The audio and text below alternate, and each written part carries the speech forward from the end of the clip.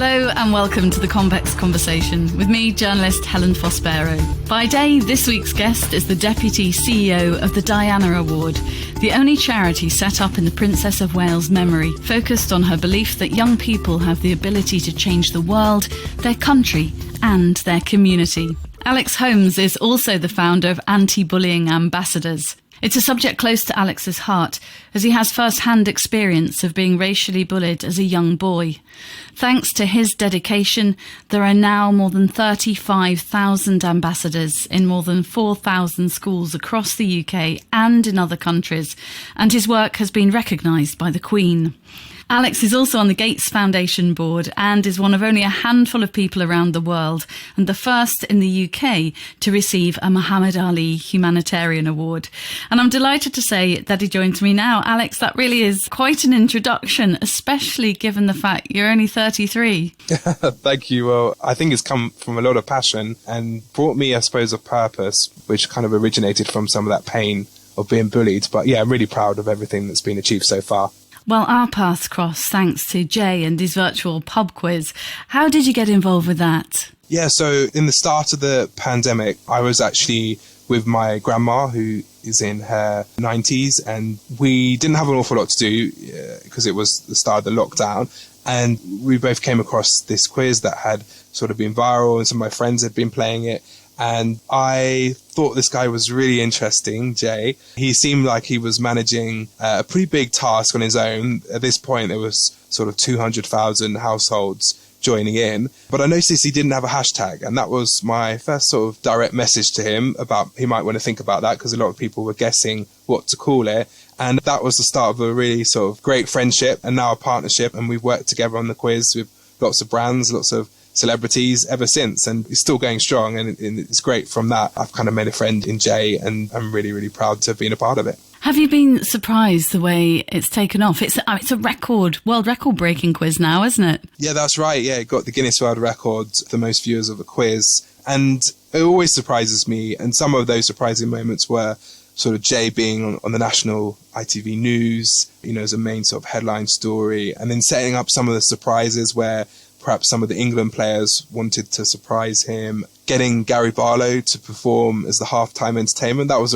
one of the biggest concerts he's done in a while. Hey everybody, there's a young lad waiting backstage ready to come on. Are you ready for him? Here he is. Well, good evening everybody. I am your halftime entertainment. I hope you're doing well. How's it going out there? Are you ready to have a little sing-song? Okay, here we go. Everybody, arms in the air with a 1, 2, 1, 2, 3, 4.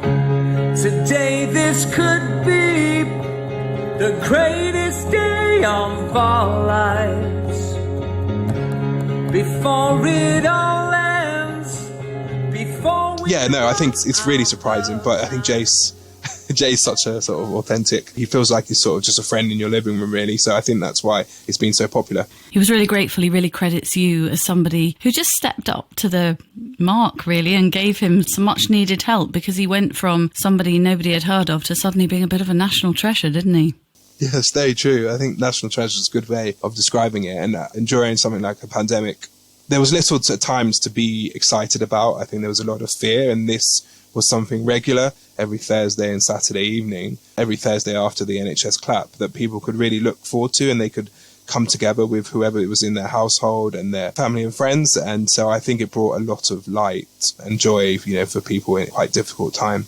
Alex, your work fighting against bullying comes from a very personal place. What happened to you? Growing up, probably mostly in primary school, but also some in secondary school, I was on the receiving end of some bullying. The majority of it was because of where I'm from and where my dad's from. So I'm dual heritage. My dad's black. His side of the family is from Jamaica. And then my mum's side, she's white. She's from Spain.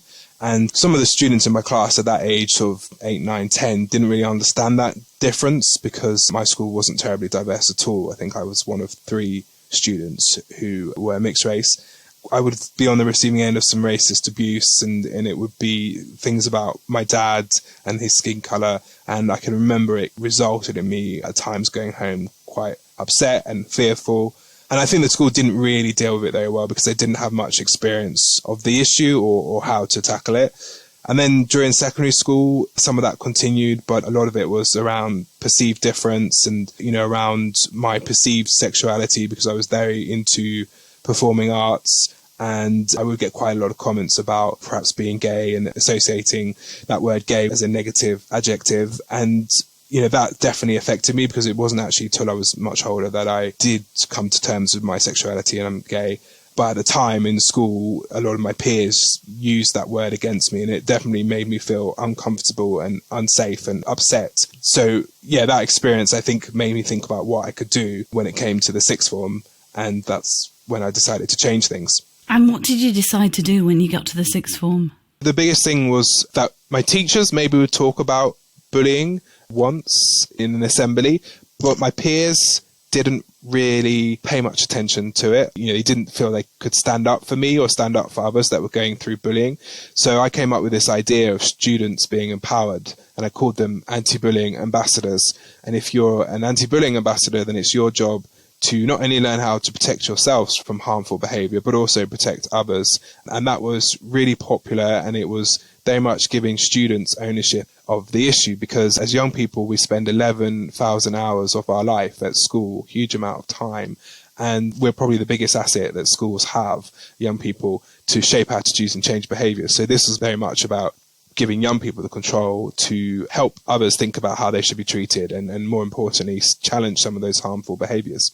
It's extraordinary, because you look at the figures that we just said in the introduction. There are now 35,000 anti-bullying ambassadors in more than 4,000 schools just across the UK. And I know that you've got ambassadors in Miami, in Greece, in Europe, in Dubai. How have you managed to grow it so effectively, and what difference has it made?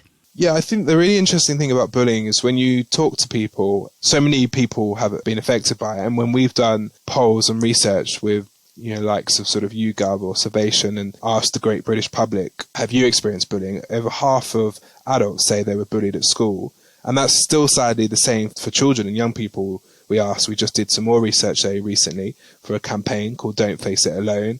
And again, half of young people say they experience it. So I think it is something that so many of us go through and have witnessed as a result, that it feels something important to take notice of. And I think increasingly as a society, we know that bullying can really contribute to poor mental health. And studies have shown if you've been exposed to bullying or gone through it as a child, you're more likely to have poorer mental health, poorer job prospects, and lack the ability to trust other adults in the workplace when you get older. So it stays with you. And I think my experience has helped, and that passion has helped sort of pitch it as an issue that is important. It's certainly got the likes of Facebook and Instagram as social media companies, or Nationwide Building Society, who are all about respect and building society, kind of resonated with them. And they're now some of our biggest partners and have helped us, along with the government, Department for Education, grow the programme and increase the reach. But there's still a lot of schools actually to go. But I do believe that this is an effective way of changing the culture. And it all starts with young people. And it's about being more than just a piece of paper. Any workplace or any school can have a policy, but this is actually about putting the power and the idea generation in the hands of young people and letting them come up with some of the solutions. And when you do that, we see a real difference. And do you help mentor them, Alex, and show them how to deal with these things? Yeah, so we provide all of the young people who have become ambassadors a full day of training, and they learn about the signs and what bullying looks like, what it sounds like, and then they start to think about what support looks like. How do you challenge bullying, or how do you support the person going through it, before coming up with their own solutions of what might work in their school, or what are some of the priorities. Every school's different. For some schools, racism might be an issue, or online bullying, or LGBTQ bullying. It varies. But yeah, we provide a lot of support and sort of ongoing mentoring and aftercare so that young people can feel confident to continue to address this, because the most effective anti-bullying campaigns are not the ones that just do things in anti-bullying week every November. It's the ones that all year round constantly remind students and staff how we treat each other. So we think it's really important to provide that ongoing support and lots of ideas and bring together a community. I mean, that's the exciting thing for the young people being trained, that they find out that they're part of a community and that other schools, other young people are also facing the same problem as them.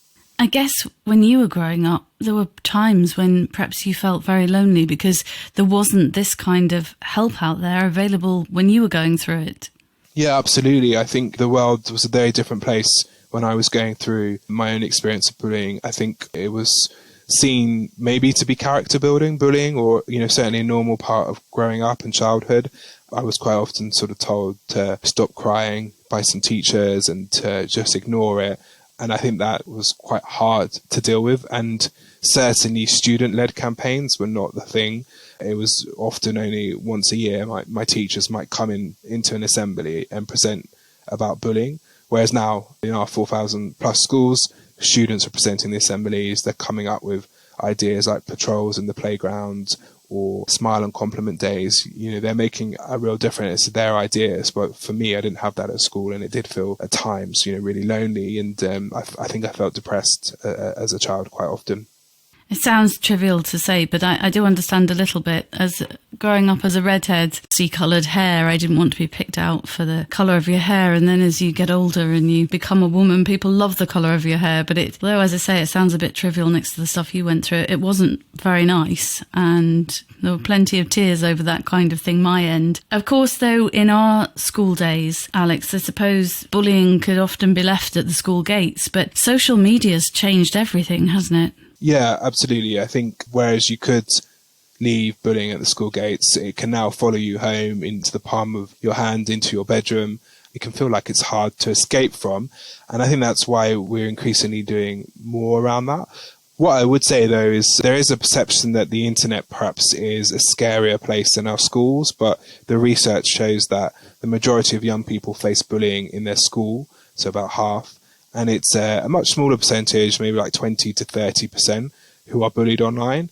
But in almost all cases, the bullying starts offline for children, face-to-face in their school by a familiar friend or classmate, and then continues online. Very rarely is a child bullied in isolation just online. It usually starts offline as perhaps drama in the playground and then becomes digital drama.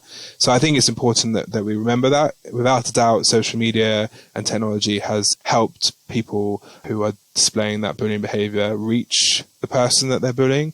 But for children, the majority of the horrible experiences that they face are still in school, which is why we concentrate so heavily on school, because online bullying is still a much smaller percentage. You've been part of the Royal Foundation Task Force on the prevention of cyberbullying with the Duke of Cambridge, Prince William. How does that work?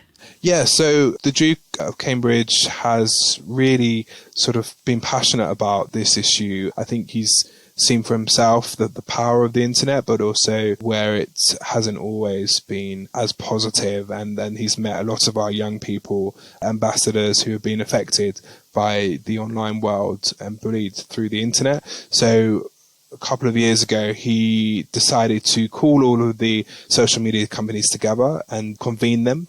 It's quite a special thing, really, as the Duke. He was able to convene them to a meeting at Buckingham Palace, and all of these tech giants came along, these CEOs and these execs, and he's really pushing them still to this day to do more around this issue. And there was some real progress that came out of that, from things like the way that they look at how easy it is to report and some of the support that they give, particularly children, when they do report. But there's still a long way to go. And things like the government's online harms safety bill that's going through Parliament, should be with us by the end of the year, might go some way to regulating. But the biggest thing I think the task force achieved was the education element. And at the end of the day, this is still human beings choosing to behave and treat each other a certain way. So it's important that we try and educate, because the platforms are maybe the means that by how people reach each other, but ultimately it's still humans deciding to choose to display that behavior. So education was an important part of it, and the task force definitely worked on that, and also pushed the companies to think about doing more and innovating the way they deal with safety.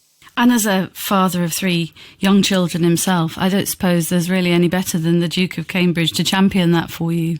No, that's right, yeah. And I think, he always says it's not just because he's a father, but I think that definitely plays into it. And I think you can't help, as a father, think about the world that your children will live in, for both Kate and William. That's helped them think about a lot of choices for their focus for the Royal Foundation, from everything around mental health and early years, childhood, to conservation, thinking about the world that you'll leave behind, and thinking about also the role that you can play as the future King Queen definitely plays into that. Are there any examples or stories you can share with us that really highlight what you've achieved? Yeah, I think there are lots of stories. One of them that sort of stands out is a boy called Jack, who emailed to myself at the Diana Award to say that he was being bullied at his school and he didn't really know what to do about it. I emailed back some training that was, actually taking place near his school and that lots of schools could come to. I didn't really hear anything back from Jack, and I kind of just hoped that things had got better for him. And I went to do the training at the school, went there well. We trained about 150 young people from the local area. And I got back to the office and there was an email that actually Jack had been at the training. He didn't introduce himself because he was quite shy. He was so excited. His teacher had already agreed to listen the next day to his ideas, and Jack became a really strong ambassador, made a real difference in school, changed the situation for himself, and then went on to become BBC Radio 1 teen hero for his anti-bullying work. So I think there's lots of examples like that of young people, I suppose in a similar way to me, going through that sort of pain of being bullied, but then making a real difference in their school and community. And I hope that Jack and many others will become those sort of leaders, those compassionate leaders that we want to see in the world of business, sports, media. I think it starts with that sort of experience in school. So yeah, lots of stories like that I think that I'm really proud of. The Princess of Wales has been in the news a lot recently. It would have been her 60th birthday this year. You're Deputy CEO of the Diana Award. Tell me about the charity and what it does. Yeah, so it would have been Diana's 60th birthday, and it's amazing to think the legacy that she sadly left behind. We are the only charity in sort of Diana's name and in memory of her, and we are rooted in this belief that young people have the power to change the world. So all of our programs and initiatives are very much about that. But the Diana Award is what we were set up as 20 years ago to be part of her legacy and to recognise young people around the globe that are making a real difference. Many who are following in her footsteps, challenging some of the biggest issues that the world faces, or even issues that carry a lot of stigma. So we have award holders across the globe who are tackling perhaps the stigma of HIV and AIDS, or homelessness, or perhaps looking at things like sanitation in their local community and improving that. We have some real change makers, and every year around 1,000 young people are awarded the Diana Award, and then we give them a lot of support and encouragement to further their activism and their campaigning. And it's lovely to be part of something that remembers such a woman that actually was all about service and kindness and compassion. And we're really pleased of that reach and to be a sort of living legacy to the late Diana. Diana was never afraid to make a difference, was she? Whether that be talking about HIV or being out looking at landmines, she was right up there, willing to wear her heart on her sleeve with all these things. And she really believed in young people, didn't she? That's right. She really didn't shy away from some of those big issues, and through her profile and her personality, she was able to bring a lot of attention to some really important issues that to this day are, as a result, much more reduced or, less of a problem. That sort of spirit of young people was always alive in her. She sort of demonstrated that youthful optimism that a lot of young people have, that hope and that brave aspect. And we see that all the time with young people and issues around things like climate change or, racism. Like, actually, we're seeing young people often be the ones that are leading and showing the way. And I think Diana really stood for that and often was the one that wasn't afraid to address some really difficult topics. So, yeah, I think there's a lot of synergy there between the power of young people and the power that Diana had as a person, as an individual. It seems just chatting to you that the Diana Award role is a very natural and comfortable fit for you. Just wondering how you got involved in the first place. Yeah, so I was a recipient myself of the Diana Award when I was 16 for my anti-bullying work. And I think the nice thing about a Diana Award is that once you sort of become an awardee, you don't easily sort of get away, and the charity want to support you. They want to recognise you, they want to help nurture any skills or talents that you have. And that was definitely the case for me. and I stayed in touch. And then really the opportunity came where the Department for Children, Schools and Families heard about my work in schools across the country and invited me in. At the time it was Ed Balls as Education Secretary. Probably a lot of people know him now for Strictly Come Dancing, but he did used to be a politician. And we did a presentation and I invited in the Diana Award at the same time. And then we had the opportunity to pitch for some funding, and now they've actually been the sort of longest running funder for a while and helped us spread that reach in England.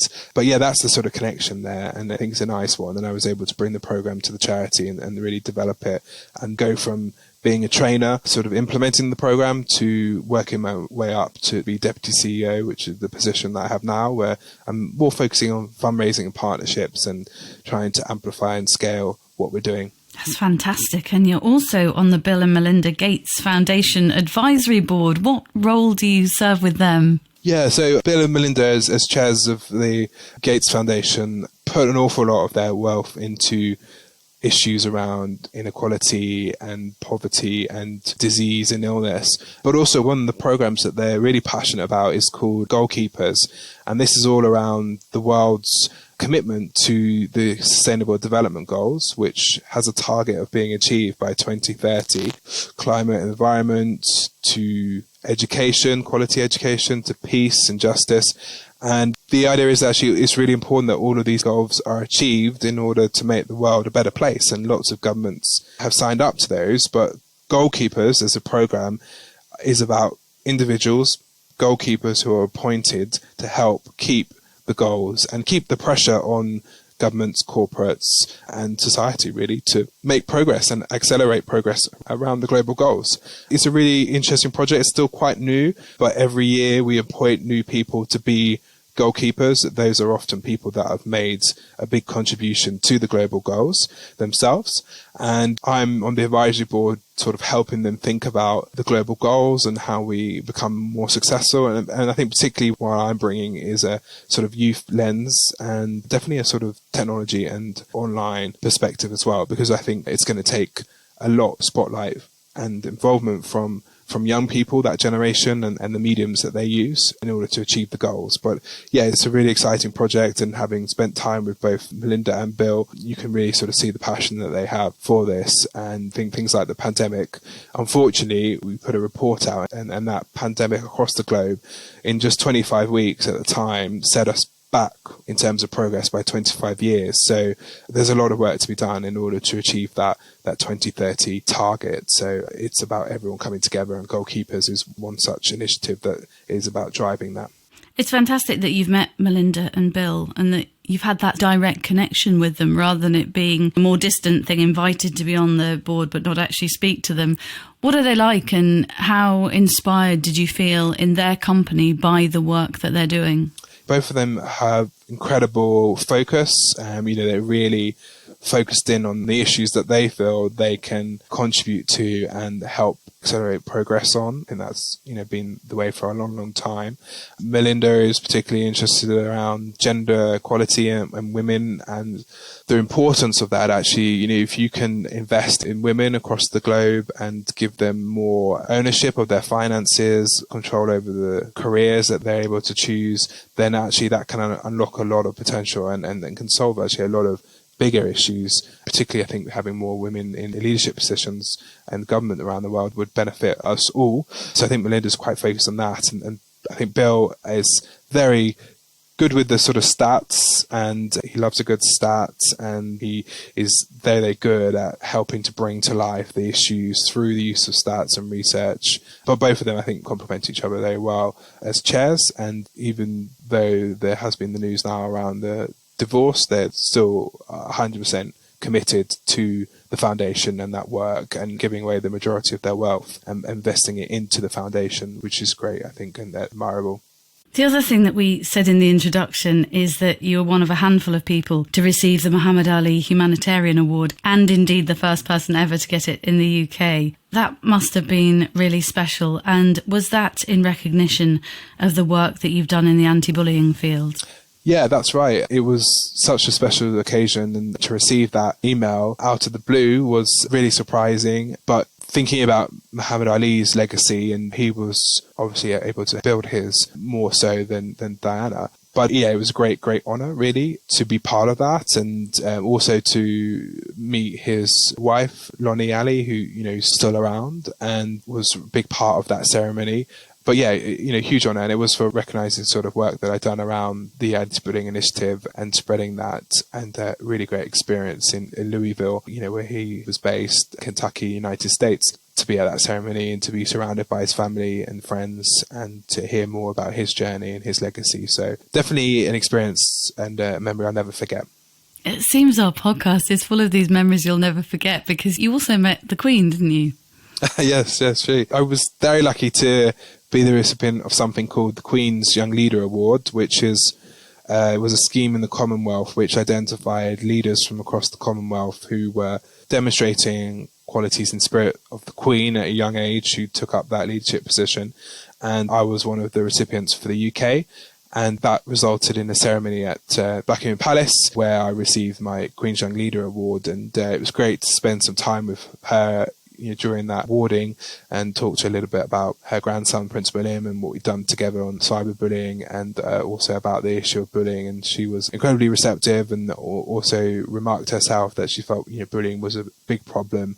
Another sort of great opportunity. And I think all of these opportunities sort of leave me with a lot of additional knowledge, but also a network. And I think I've learned a lot from the other leaders as well that have been recognised, who have some amazing skills and have also scaled things and tackled big problems.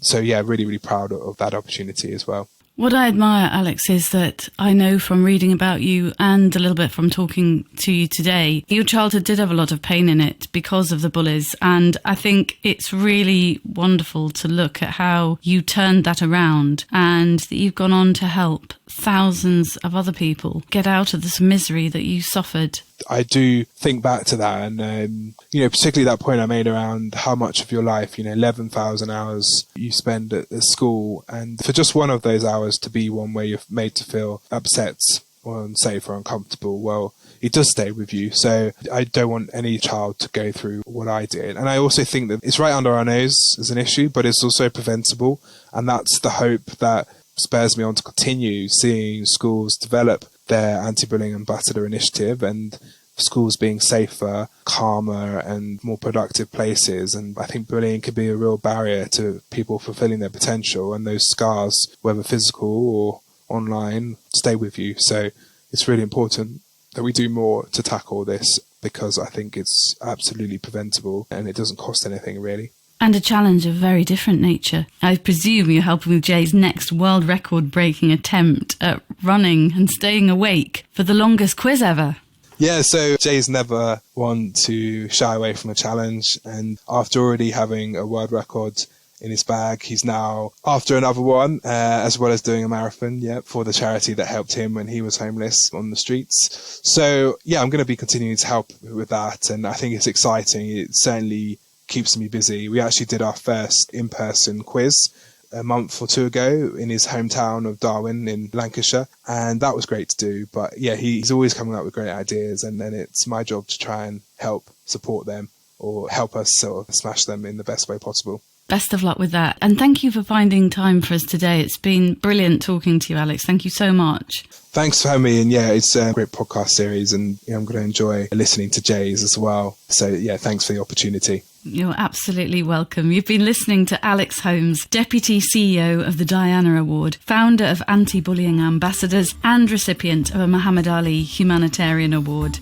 Download and subscribe to our series at convex.podbean.com, or search The Convex Conversation on Spotify, Apple and Google Podcasts, or simply ask Alexa. There are more than 50 podcasts out there, so if you're still listening to me, Alex, there's plenty for you to choose from. I'll be back next week with another great guest. Join me then. Bye for now.